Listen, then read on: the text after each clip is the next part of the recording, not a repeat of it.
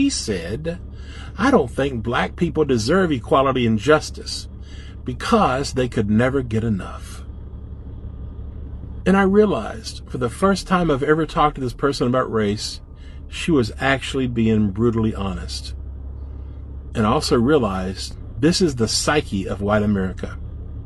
Not all, but for the majority. Most white America have always been scared of black and brown folks getting justice, getting equality, getting what's fair, because they want to hold and cling on to white supremacy so dearly, that system that protects their privilege, that dominant hierarchy position of whiteness. That being said, I'm going to say something and I want you to let it set. I just want you to set with it. Let it settle into your consciousness.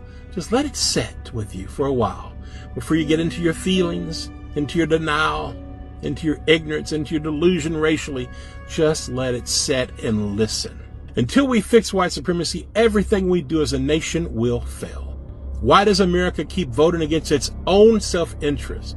Why do we continue to do things that undermine our very well-being? White supremacy is the living, festering cancer, devouring our nation from the inside out. It's the toxic force behind every backward policy. The exact reason we're so stunned and shamefully far behind other developed nations. White supremacy, the very thing white America claims to despise, yet simultaneously denies, gaslights about, actively avoids, and utterly ignores, all while perpetrating racism. The reason this country keeps voting against its own damn self-interest, the reason we consistently shoot ourselves in the foot, is brutally simple. Pure terrified fear of a black and brown nation. Fact.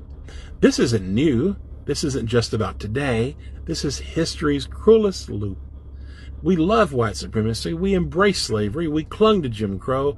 We have always chosen to poison our own wells rather than allow an ounce of equality. This obsession breeds internal hate, forces us into a blind, ignorant delusion. It has weaponized us against each other. White against white, race against race, culture against culture. This is the profound damage to your psyche, your society. We'd rather bleed our own nation dry, sacrifice our cities, our health, our economy, our global credibility, than loosen one pathetic finger from white privilege. You thought you could weaponize white supremacy to justify your own greed, to hoard power. All you've done is destroy yourselves and your own fucking nation. Imagine a nation so diseased by racism, so desperate to cling to its twisted sense of white superiority. It would rather self-destruct, rip apart its own democracy and watch its citizens suffer and die. That nation is America. Face the ugly fucking truth. Look at what we've done. Cutting Medicaid, slashing SNAP, sacrificing the vulnerable for billionaire tax breaks, abandoning humanitarian aid, annihilating our global standing, our very morality, actively suppressing votes, tearing down our democracy, building the world's largest prison system, shattering families, all because of the white man's greatest, most pathetic fear that black and brown people might actually be treated fairly. Our air is poisoned, our infrastructure is collapsing, our schools are failing, all because we'd rather cling to archaic racist structures that build a decent, functional society for ourselves. Understand this, we aren't just hurting black and brown communities. No, we are actively killing ourselves as a nation. Our racism has so corrupted us, we'd choose a pedophile felon to run the country simply because he was a racist strongman.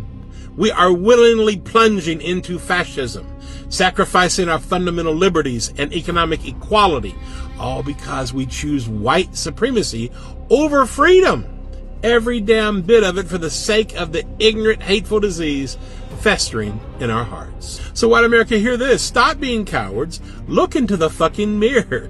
This cancer of white supremacy is consuming us. If you don't tear it down, if you don't confront this fear, you will watch this nation die. Your nation, our nation.